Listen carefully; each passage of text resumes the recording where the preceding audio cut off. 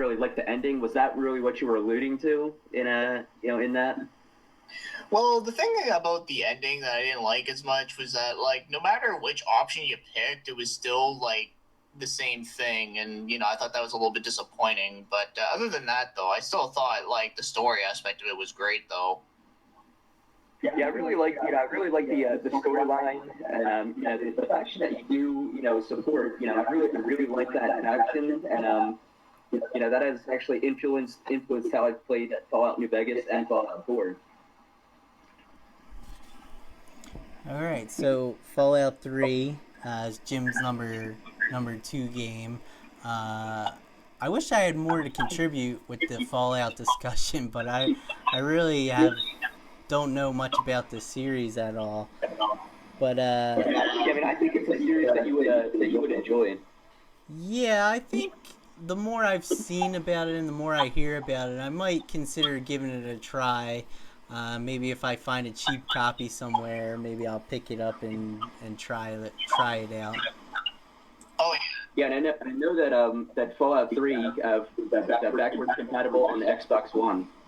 Oh, really? Yeah, that's one thing that I just recently found out. Okay, cool. All right, we'll move on now. I believe it's my turn now to reveal my number 2 game. And I've talked about it a little bit before earlier in this podcast, but my number 2 game is Legend of Heroes: Trails of Cold Steel, the first game. Yeah. Now, like I mentioned earlier, I enjoy, the kind of the whole school aspect of it. You're kind of at a military school, and you go to your classes during the day, then you have free time at night where you can go study or go hang out with other people from school and hang out with different people or go talk to your teachers or whatever. I really enjoyed that aspect of it. I really like the kind of there's and this is kind of, I guess, a mild spoiler warning. I'm not going to give away what happens, but there's definitely a twist that happens at the end, and I totally didn't see it coming. And I really enjoyed that kind of happening as well. And I just like the whole overall experience of the game and the connection I felt with the characters and the whole world as a whole. I really enjoyed in that game. Oh yeah, now that I think about it, like Trails of Cold Steel kind of does have a lot of aspects of the newer Persona games. So to keep in mind that whenever you do play Persona 5, like there is a few elements that are in that game that are kind of similar to Trails that I think you are definitely gonna like. Yeah, I know I've heard some people refer to Trails of Cold Steel as sort of Persona Light. I don't know if I'd really agree with that, although I've never played with any of the Persona games, but I don't know. I just don't like to say something's like, oh, that's a light version of another series, Well, no, like what I meant, it has some elements of that has the whole school theme is in Persona. Then there's also hanging out with other people and you level their bond. Like that's the element that I was talking about. Yeah. I knew what you were saying, and I totally agree that that's probably why I like Persona as well. But I was just saying in general, I know I've heard people call Trails of Cold Steel, oh, that's Persona Light or whatever, and I don't know why people say that. I know you're not saying that, but I've heard other people say that, and I don't know why they say that. Oh, okay, no, I got you. Oh, yeah. I actually haven't heard too many people say that, and usually when they do, it's not a bad thing. But either way, though, I don't mind when games borrow elements from other games. I mean, it's pretty clear that nothing these days. It's really hard to be 100% original after all. But yeah, no, there's totally nothing wrong with that. Yeah, I agree. Like you said, nothing's really original nowadays. Everything borrows aspects from other things. But I think that I'll like Persona for similar reasons of why I like Trails of Cold Steel. But yeah, damn good game. Yeah, yeah, definitely. If anybody hasn't tried that game yet, you should definitely go out and play it. But yeah, since we kind of talked about it earlier too, I don't think there's really much else to say about it. So we can move on. So move on to our number one games. Finally, down to the end here. Chris, we'll go with you. What's your number one JRPG or RPG at this moment or of all time? All right. Yeah, we sort of touched the base a little bit upon this, but yes, as much as I love games like Final Fantasy VI or Chrono Trigger, as much as I love those games, I'm not going to talk about them here because like we've all heard about that. But anyway, so for my number one pick is actually going to be Lunar 2 Eternal Blue on PS1. Although the Sega CD version is just as good in some aspects, but PS1 version is the one I mostly played. All right, so we're getting some more Lunar. Oh yeah. What So what is it about this game that makes it your number one? well, like you said about like your first one with the Silver Star Story is that it's good old lighthearted adventure, and like I really like the like it's just good old like traditional like good classic style like turn based RPG, and leveling up characters and such, going to town, and like all like the fantasy stuff. And I really like the characters in Lunar 2 Eternal Blue, mainly because like I really like the relation between Hero and what's her name again? Lucia. Okay. And yeah, I really like that. And then all the other characters were all like had some great interactions, and I had some like really cool villains, some great music, great cutscenes. The voice acting, like while it isn't perfect, it's definitely like probably the best voice acting from a working design game, which is a surprise. But yeah, there's just so much like goodness I can say about this game that that's been said by a bunch of other people. But yeah, Lunar 2 is definitely just a huge favorite of mine. Okay, yeah, I definitely have to maybe move it up my list to play, especially now that you're saying that it's your number one game. It's really making me think about it and making me think I should play it a lot sooner than I was planning on it. Yeah, like it's not like a lot different from the first one, but I personally like it a little bit more, but it's probably because of the fact that that was the first one I played, but but Silver Star Story is still just as fantastic though, and there's actually a couple things about number one I do like a little bit better, but for the most part though, I really do like what they did with number two a lot though. Okay, what themes are similar? Would you say was it like is there still the whole like dragon aspect and stuff like that, or? Yeah, there's still dragons in it, and the battle system is generally the same thing, and Okay. yeah, it's pretty similar stuff, but I just think I don't know. I just really like the characters in it a lot, though. Yeah, and I think for me, that's like the most important part of the game for me. Like, if I really like the characters and I feel connected to the characters, I'm gonna like the game. Um, like for example, now like I'm playing Xenoblade Chronicles, like I've mentioned, and I know a lot of people really love that game, but I just don't feel connected to the characters, and it's an okay game, but I don't think it's as good as what other people say it is. I just don't feel connected to the characters. Oh, yeah, that's understandable. Yeah, I thought Xenoblade Chronicles, like, it's good, but I wouldn't say it's, like, greatest game ever there. But I do think it is a really good game, though. And, I do like the world that it's in, but, yeah. Yeah. Now you mentioned the battle system in Lunar 2. You said it's similar to the first one. I know I really enjoyed the battle system in the first one. So if it's similar in the second one, then I should enjoy that as well too. Yeah, generally, if you like one Lunar game, like if you played the first one or the second one first, you're bound to like the other one just as much. Like it's one of those games where like the sequel or the prequel one, like they just live up to like each other, if that makes sense. Right. That's right. The second one technically comes first, right? Um, I Or think so. I can't remember the chronology of it there, but because like I said, I only played like a little bit of the first one, so okay. Yeah, I'm not 100% sure either.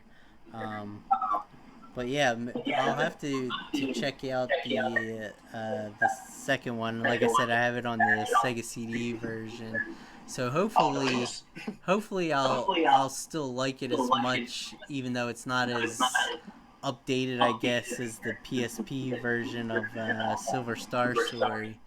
But yeah, it's a shame they never made Lunar 2 on the PSP. They only did the first one. yeah, I wonder why that is. I wonder why they didn't bother doing the second one too. Oh, I have no idea. But either way, though, the Sega CD version is still like really impressive for the time, though. Like I really like the way they did the cutscenes in that one, from what I've seen.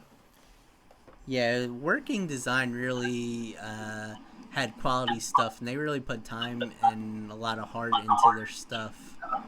Oh yeah, for sure. It's a shame that they're gone though. But at least we do have companies now that do similar stuff to them. You know, like Xseed and Atlas and all that. So Yeah, yeah. All right. Well, definitely a good number one choice. And so we'll move on to your number one game now, Jim. What's your number one? Okay, number one would probably be Kingdom Hearts 1, the original game in the series. Okay. This is another game that I spent, countless hours playing. Kind of the ultimate mishmash of, two great universes. The Disney universe and the Square universe, which to me, created, one of the best games of all time. Traveling from, world to world, meeting, characters from both universes, characters that are, totally awesome, like Cloud and Leon, and then,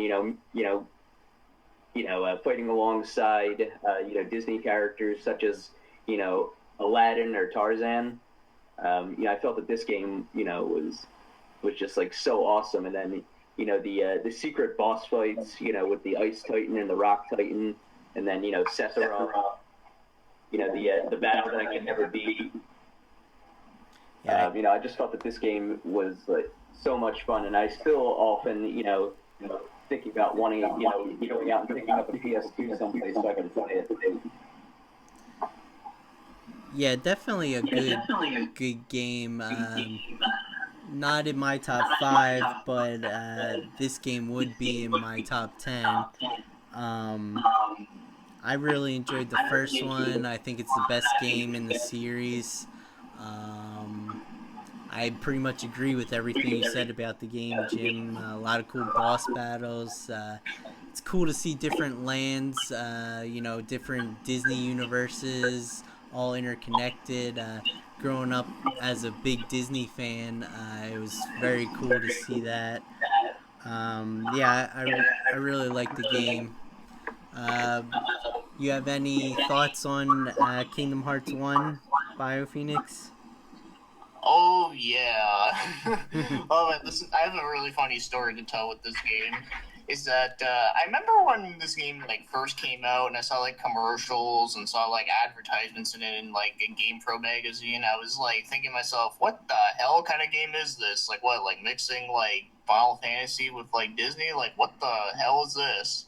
And I was always like, for a while, I kind of avoided it because of that, because I just thought it was just so random. But then one day, a friend of mine had it, and he's like, he had the game, and he said, hey, you should play this game. Trust me, I think you'll definitely like it. And I'm like, okay. And then when I did, and I was like, hey, actually, this game's actually not so bad. It's actually a lot of fun, because, Yeah, I really do like the battle system in it. It's actually a lot of fun exploring around the different worlds, and yeah, as random as it is, they did make it to a pretty cool story. I gotta admit. Yeah, and I'll admit, I think I've mentioned it before on the podcast that this game was the reason why I got a PS2. I remember I was like I guess I was a freshman in college, and I remember seeing the previews for the game and stuff like that. And I was kind of had gotten out of gaming a little bit at that point, but I saw ads for this game, and I was like, oh, I definitely have to try that. So I got a PS2, and I got this game as the first game I got on the PS2, and I really liked it. It's the first action RPG too that I ever played.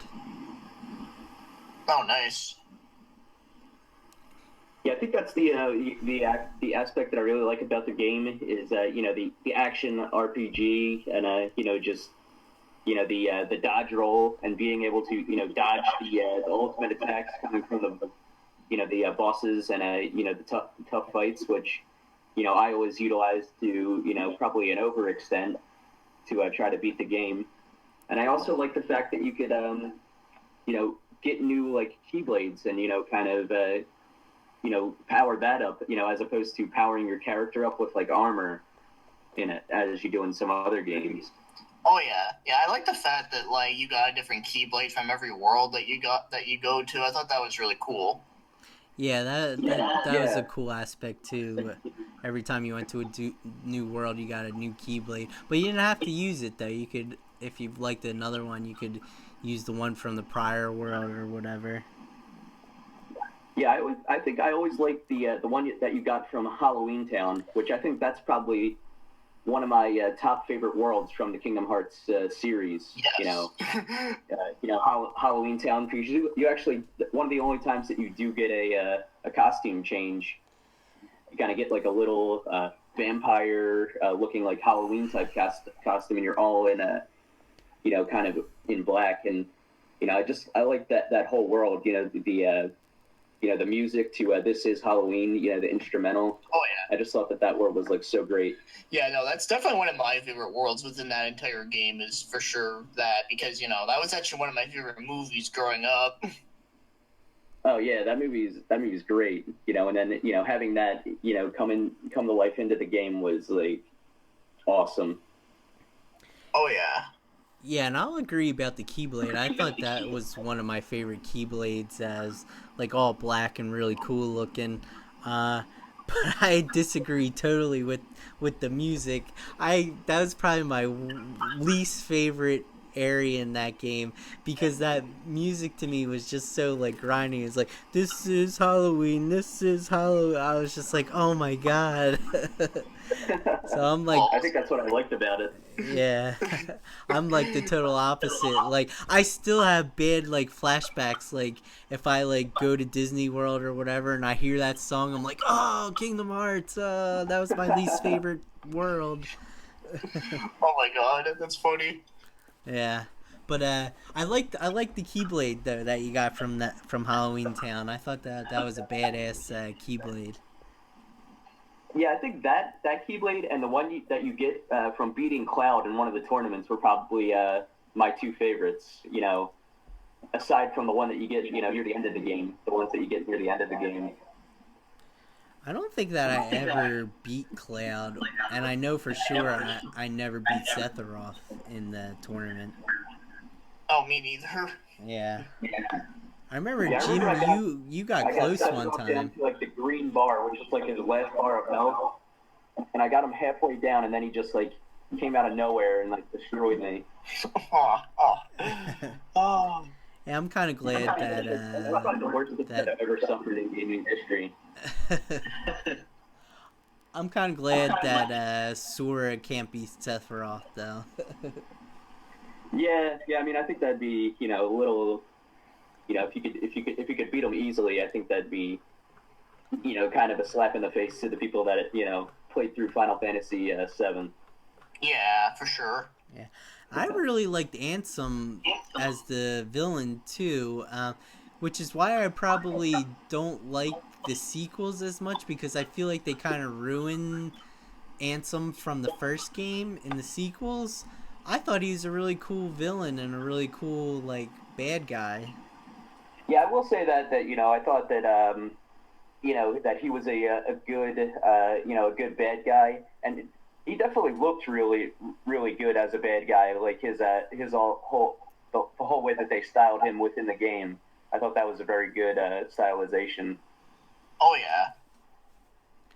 Yeah, definitely, he's got the classic square look, and He's got the tattoo on his chest of like the a heartless symbol, which I thought was awesome. yeah, yeah. Definitely, definitely a good game and a classic on the PS2. Oh yeah, totally. All right, we'll move on now. It's my turn to reveal my number one. If you listen to the show, this will be no surprise to anyone. Everyone probably saw this coming. But my favorite JRPG slash RPG of all time is Final Fantasy VII. Um, just the time it came out, 20 years ago. I was 14 years old when I first played this game. Um, just that time in my life, I like loved this game. Um, it kind of got me back in the JRPGs. The first one I played was Super Mario RPG, and I talked about this before in an older podcast. I believe it was our first episode. But I played Super Mario RPG. Didn't really necessarily know what an RPG was. I rented that game and then took it back.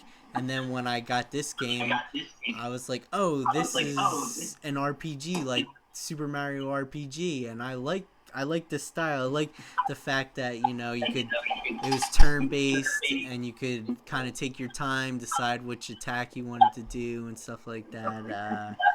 Cloud to me is still the best character of all time. Um, some people now say that he's whiny and stuff like that. I don't agree with that. I think he's badass and tough as hell. But yeah, Final Fantasy VII is my number one. That's a good pick. Yeah, yeah.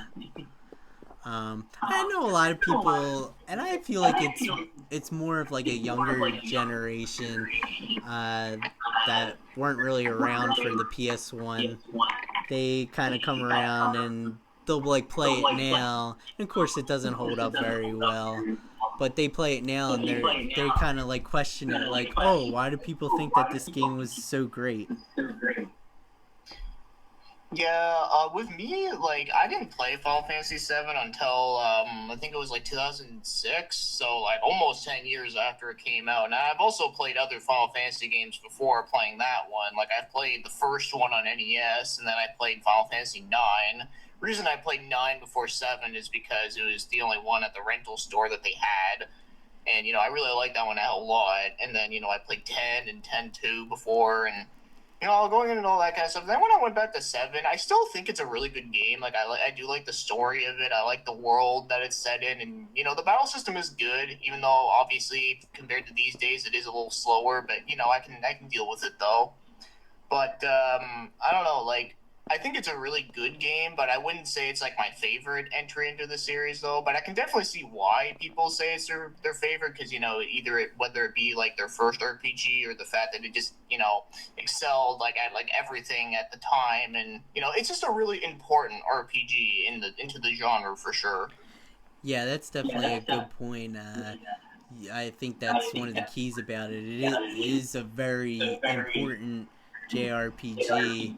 I think in the West and the U.S., I think if it wasn't for Final Fantasy VII, I'm not sure the JRPG genre would be as popular as it is now in the West if it wasn't for that game. Yeah, it's probably true because we probably wouldn't have gotten games like I don't know, we couldn't have gotten like Lunar 1 and 2 on PS1 or even Xenogears, which is another fantastic game. Yeah. Yeah, and it's like I think people forget that at that time, JRPGs weren't that popular in the States. It certainly had its small group of followers, but I think at that time, 20 years ago in '97, when Final Fantasy VII came out, everybody who played video games knew what Final Fantasy VII was, and everybody wanted to play the game. And then after that game, everyone was like, okay, I need more JRPGs. Oh yeah, because there's a lot of like before when that game came out, like RPGs, like they did like decently well, but it was still a pretty niche genre of games. Like the only one that actually stood out was Final Fantasy, and well, I guess if you count Pokemon on the Game Boy Advance, like because I can't remember if that one came out like before. I think it was '96 or '95. Yeah. Like I don't. Yeah, I think the Pokemon games have been out since like you said, it's like 95, 96 time period. Yeah, and that blew up pretty quick. So yeah, those are two of the major ones. Of course, in Japan you had Dragon Quest, but sadly over here in the West they didn't fare too well, except for the first one on NES, where it was packed in with an issue of Nintendo Power. But yeah, so after like that whole thing, when 7 came out, that one like totally blew up and like blew everyone's minds at the time, and it's always remembered to being like a very influential game, and which indeed it is. Yeah, definitely, for sure. All right, and I want to. We kind of talked a little bit about Sephiroth too. I think he's a really awesome villain as well. Very cool, very strong, has a cool look to him and everything. And I know for me, I'm always like, oh, that villain's cool, but he's not as cool as Sephiroth.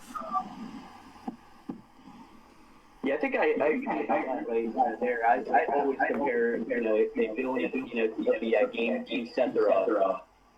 That's what I've done with the Kingdom Hearts games. I'm like, yeah, that guy's tough, but he's not Sephiroth.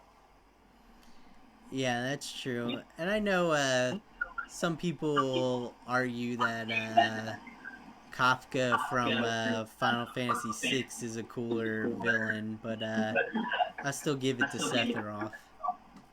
Yeah, personally, I'm one of those people that really likes Kefka the best out of the villains, though. But Sephiroth is still a pretty good villain, though.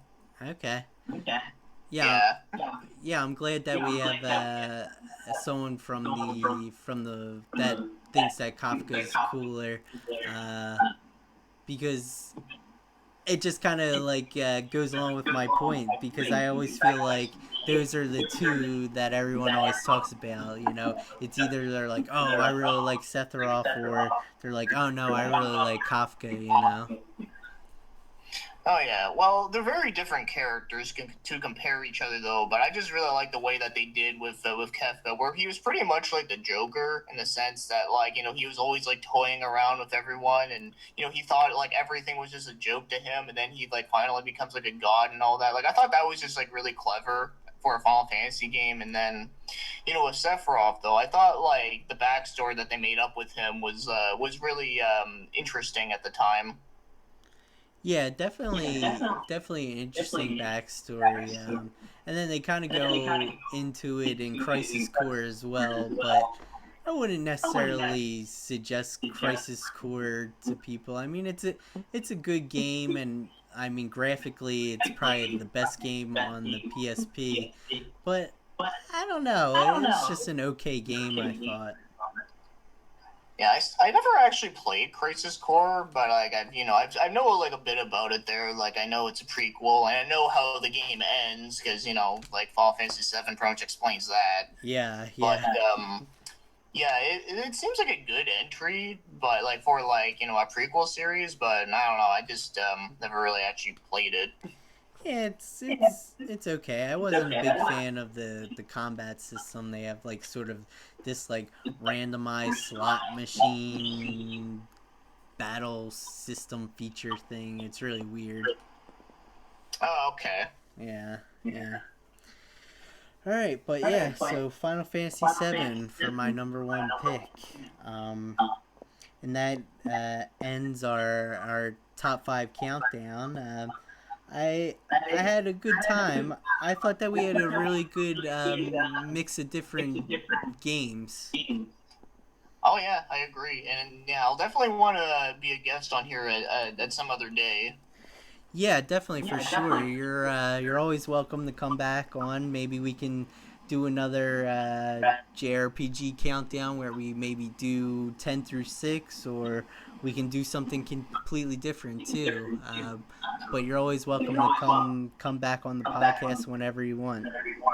Yeah, I'll probably go for like a different type of topic or something. I don't know, but we'll see what happens. But Yeah, we'll anyways, though, figure it yeah, out. definitely some really good stuff mentioned, some good discussions, and various amount of other stuff.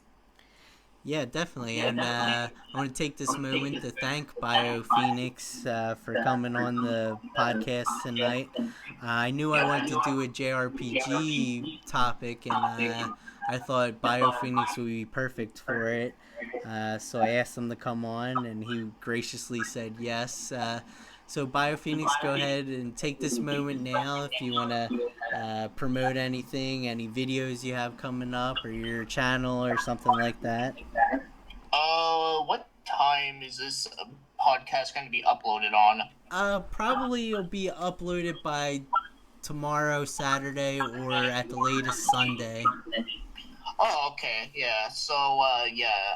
The next video that I'm going to be uploading will probably be the pickup video for the month of May, and I've been playing a lot of the stuff I've been recently getting here and there.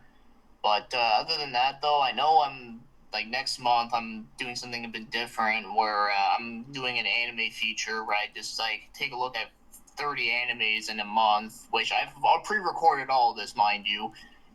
So yeah, that'll be happening, and there's gonna be a lot more live streams happening for every Friday and Saturday, and of course my reviews. Like I have 2 of them on backlog that I haven't uploaded yet, so they'll be uploaded eventually. And same thing with a discussional video. So yeah, that's pretty much just gonna be it for June, and then after that it'll just be regular business where I'll just be uploading random game reviews, discussions, and live streams whenever and all that stuff. Okay. Yeah, I saw your video earlier tonight talking about your anime series thing, and I'm looking forward to that. I think that'll be a cool series or set of videos to do. Yeah, like I've done the anime feature twice before, but I only do it once a year because I don't want to overwhelm people that for people that are not into anime, since it's totally understandable because it's a somewhat of a niche thing, I guess. Yeah. Well, has been becoming popular over time, but anyways, though, yeah, like it's something I liked. I just wanted to review something like other than video games, just for a nice change of pace. That's kind of why I did it. Yeah, definitely for sure. I mean, I think if you're, especially if you're listening to this podcast, or if you're into JRPGs, I think a lot of time you're also into anime. So that's why I said I'm definitely looking forward to the series. So yeah, if you're listening, be sure to check out BioPhoenix's channel, BioPhoenix on YouTube. And Jim, do you have anything going on? No, not really anything with me at the moment. Okay. All right, and as far as the Jam channel, I'm gonna be doing first. It's gonna be our first actual video. I'm gonna do sort of like a, not necessarily a review, but just a collection video of all my different consoles that I have. I have a good amount of them, so I just want to kind of do like a little collection video. So hopefully people will be into that. Oh yeah, no, I like seeing other people's collection videos as long as you actually talk about like the games themselves a little bit. Like you don't have to go like in depth about it, but as long as you like say something, a little bit of something about each of them, though, then yeah, you'll definitely get my interest. Okay. Yeah, I think I'll probably talk a little bit about each console, and like we like to kind of talk about our personal experiences with games and consoles and stuff here. So I'll probably go into a little bit of how I got each console and different memories I have with the consoles and stuff like that. So yeah, that'll probably be our first collection video, and then probably from there move on to game collection videos. All right, awesome. Sounds good to me. All right. All right. Well, thanks for listening, everyone. Please subscribe and like the video. If you like it, if you dislike it, go ahead and leave a dislike as well. And just thanks for listening. We really appreciate the support. So until next time, have a good night. Yep, good night, all. Night, everyone.